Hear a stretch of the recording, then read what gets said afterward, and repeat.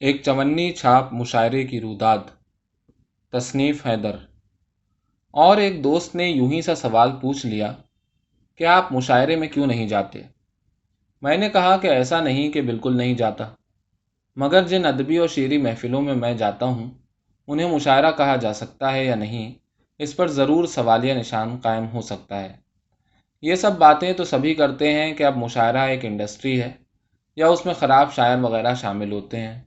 آج میں ان سے بھی کچھ الگ مشاعرے کے ایسے دلچسپ اور نادر پہلوؤں پر بات کرنا چاہتا ہوں جس سے ہمیں کچھ سوچنے سمجھنے کا موقع ملے۔ ابھی کچھ دنوں پہلے جب تھوڑا بہت کنگالی کا دور پھر سے چھایا تو اسی موقع پر ایک عزیز نے وشاکھا پٹنم کے کسی مشاعرے میں شرکت کی تجویز پیش کی۔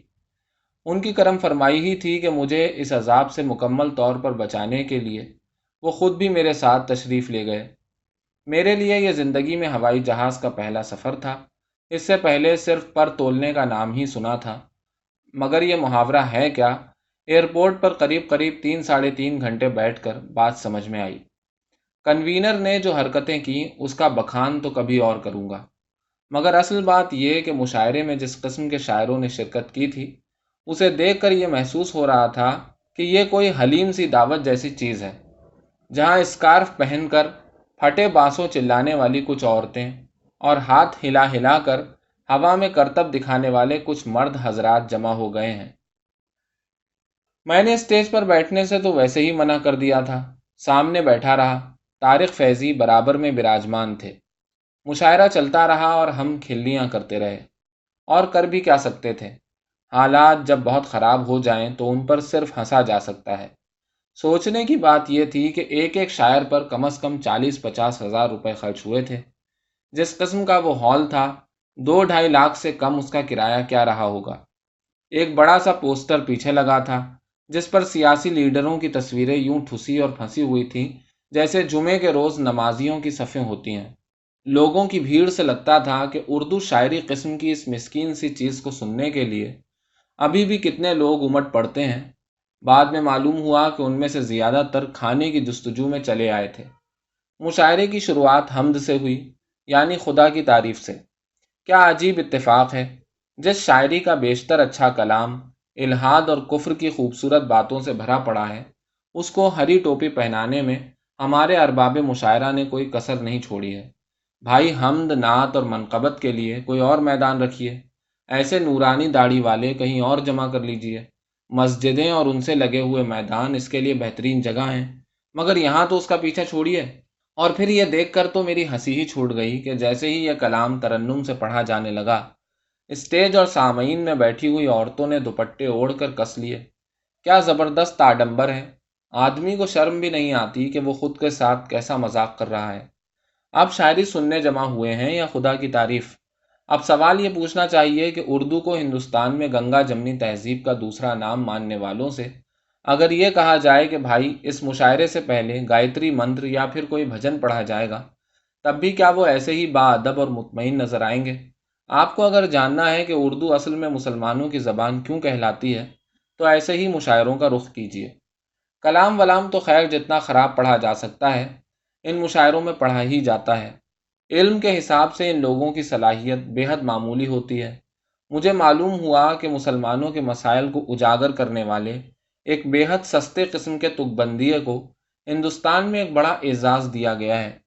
اب کوئی یہ سوال کرے کہ اس سوسائٹی میں جہاں جاہلوں کی ایسی قدر ہو جو اخلاق کی موت سے لے کر 3 طلاق جیسے اہم مسائل کو اپنی بھونڈی لفظیات میں گوندھ کر ایسی نظم بنا دیتے ہوں جن پر جذبات سے بوجھل مسلمانوں کا ہجوم رقت زدہ ہو جائے، تو آپ کو پوچھنا ہوگا کہ حکومت ایسے لوگوں کو کس چیز کے لیے اعزاز دے رہی ہے۔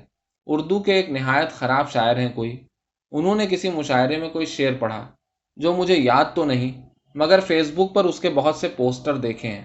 موصوف نے جو کچھ لکھا ہے اس کا لب لباب یہ ہے کہ اگر آگ لگی تو سبھی کے گھر جلیں گے، یہاں صرف ہمارا ہی مکان تو نہیں ہے۔ اور اس شعر پر لوگ تالیاں بجاتے ہیں۔ فیس بک پر ان کو شیئر کرنے اور انہیں لائک کرنے والوں کی تعداد ہزاروں لاکھوں میں ہے، تو کیا ان سے نہیں پوچھنا چاہیے کہ بھائی یہ ہمارا مکان کیا چیز ہے؟ کیا آپ اس سے کسی خاص مذہب کے لوگوں کو اس بات پر اطمینان نہیں دلا رہے ہیں کہ پریشان مت ہو، तबाही हुई तो तुम्हारे साथ दूसरे मज़हब के मानने वालों के घर भी जलेंगे और वो भी बर्बाद होंगे। इस फ़िक्र में और उस फ़िक्र में कितना फ़र्क है जो कहती है कि दूसरे मज़हब के मानने वालों को मारने के लिए अगर ख़ुद को भी जान से जाना पड़े तो कोई बुराई नहीं। मैं मानता हूँ कि ठीक यही हालत वीर रस कविता की हिंदी में हो रखी है। वीर रस नामी इस सिन्फ के लिखने वाले दिन रात पाकिस्तान की तबाही और बर्बादी की बात करते हैं और बदले में वाहवाही लूटते हैं। अहम बात यह नहीं है कि आप किसी ख़ास मुल्क की बर्बादी की बात कर रहे हैं। अहम और ख़तरनाक तरीन बात यह है कि आप बर्बादी की बात कर रहे हैं, मौत की बात कर रहे हैं। इस तरह के लोग ये फ़र्क नहीं समझते कि कोई पूरा मुल्क कभी दहशतगर्द नहीं होता। वहाँ की आवाम के भी मसाइल उतने ही ज़मीनी और सामने के हैं जितने कि आपके हैं। फिर हम तीसरी दुनिया के रहने वालों को तो फिर भी यह इल्ज़ाम किसी और पर नहीं रखना चाहिए। क्या हम हिंदुस्तानी अपनी हुकूमत से किसी सही या जायज़ बात को मनवाने में उतने ही कामयाब हैं? पाकिस्तान के भी वो लोग जो अमन चाहते हैं, वो भी हमारी ही तरह मजबूर हैं। उनकी भी कोई नहीं सुनता और ऐसी तादाद कम नहीं है। मगर मसला है चीज़ों को रंगों में देखने का, मकानों को तकसीम करने का, किसी मुल्क को बर्बाद और नीस्तो नाबूद कर देने की सोच पैदा होने का। मैंने इस बात पर एतराज़ किया और हमेशा किया है कि मुशायरे में अल्लाह रसूल की बातें नहीं होनी चाहिए, उसी तरह जिस तरह वहाँ विष्णु और ब्रह्मा की बातें नहीं होती। मैं इसी नहज पर यह भी कहूँगा कि वीर रस कविता के नाम पर पाकिस्तान को बर्बाद कर देने वाली धमकियों जैसी ज़बान का इस्तेमाल भी बंद होना चाहिए। ये हमारी अगली नस्लों को वरगलाने वाली सोच है, उन्हें भी हमारी तरह वहशी और पागल बनाने वाला अमल है। मुशायरे के किसी ऐसे ही सस्ते शायर को फेसबुक पर मैंने एक दफ़ा देखा जब लाहौर में कोई खुदकुश धमाका हुआ था। मौसूफ ने कोई शेर लिखा जिसमें कहा कि लाहौर में धमाका हुआ तो दिल्ली में ज़रूर जश्न हो रहा होगा। इस पर मैंने और अभिषेक शुक्ला दोनों ने एतराज़ किया था, उन्हें अनफ्रेंड भी कर दिया। मगर सोच का क्या करें, और ये सोच शायरी जैसी गैर जानिबदार सेक्युलर सिन्फ तक कैसे पहुँचती है। हम आज भी अगर ज़बानों और मज़हबों के मामले में सख्त गिर सोच को बढ़ावा देते रहे तो ये कैसे मुमकिन है कि हम इस सिन्फ को कारामद भी कहें। अब तो वो लोग भी जो उर्दू के बड़े खिदमतगार होने का दावा करते हैं, देवनागरी में अच्छे शायरों की किताबें शाये करके सीना फुलाते हैं, अपने मुशायरों और जलसों में एक किस्म के सेलिब्रिटी कल्चर के हामी नज़र आते हैं। मगर वो ये नहीं जानते कि समाज लिखने वालों से नहीं, पढ़ने वालों से बनता है। लिख तो वो लोग भी लेते होंगे जिनको घर में सबसे छोटा होने पर हिस्से में माँ आ जाने का सख्त अफसोस हो, मगर पढ़ते सब लोग नहीं हैं। अफसोस की बात यह है कि शायरी के मामले में वो लोग भी एक सतही सोच से आगे नहीं बढ़ पाते जिन्हें आप समाज में अहम, पढ़ा लिखा और माकूल इंसान समझते हैं। कई ऐसे सहाफ़ी हैं जिनको मैं पसंद करता हूँ, वो लिखते भी अच्छा हैं, सोचते भी कमाल का हैं, मगर शायरी का नाम आते ही ऐसे ऐसे फरसूदा और मशहूर लोगों के नाम लेते हैं कि उनसे हाथ मिलाते ही बनती है। मैंने मुशायरों के मामले में एक आदमी को बहुत हद तक संजीदा पाया है और वो तारिक फैज़ी हैं। तारिक का मामला यह है कि उन्होंने रफ्ता रफ्ता इस मामले में अपनी तरबियत की है। उन्होंने ख़राब शायरों से किनारा किया। वो दुबई में हर साल मुशायरा कराते हैं और कोशिश करते हैं कि अच्छे और संजीदा शायरों को बुलाया जाए।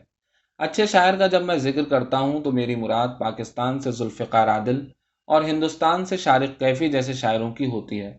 इस वक्त मुशायरे में पढ़ने वाला वही आदमी मोतबर है जो तारिक फैज़ी के यहाँ मुशायरा पढ़ चुका हो, क्योंकि उन्हीं में इतनी हिम्मत मैंने देखी है कि वो किसी तुकबंद को, चाहे वो शोहरत के सातवें आसमान पर क्यों ना हो, दफ़ा करने में देर नहीं लगाते।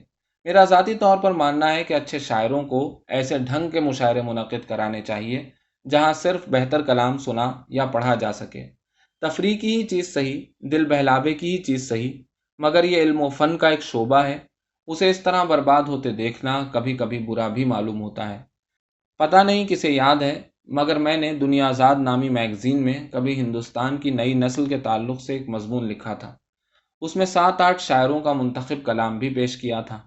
अफ़सोस के साथ कहना पड़ता है कि उन शायरों में से ज़्यादातर अब इन्हीं मुशायरों के दाम में आकर सतही और बुरी शायरी करने लगे हैं। इनमें से कुछ अभी भी मेरे बहुत गहरे दोस्त हैं, मगर जो हकीकत है सो है। आखिर में एक वाक़या बयान करता हूँ। मुझे इस पर यकीन तो नहीं, मगर सुनते हैं कि एक दफ़ा जिगर मुरादाबादी अपनी गज़ल पढ़ रहे थे। नशे की झोंक में उनके पैर से जूता निकला और किसी वज़ीर के सर पर जा गिरा। वज़ीर साहब उस जूते को दोनों हाथों में रख कर जिगर के पास लाए और उन्हें वो जूता पहनाया। अगर ऐसा कोई मिसाली वाक़या है भी तो इसमें गलती वज़ीर साहब की ज़्यादा है। مشاعرے میں پڑھنے والا شاعر اگر کوئی جہالت کی حرکت کرے تو اسے ٹوکنا چاہیے۔ چپ چاپ اس کی غلطیوں کو بڑھاوا یا عزت دینا مشاعرے کی خرابی اور بربادی کی ایک بڑی وجہ ہے، اور شاید اس کی شروعات جگر جیسے شاعروں سے ہی ہوئی تھی۔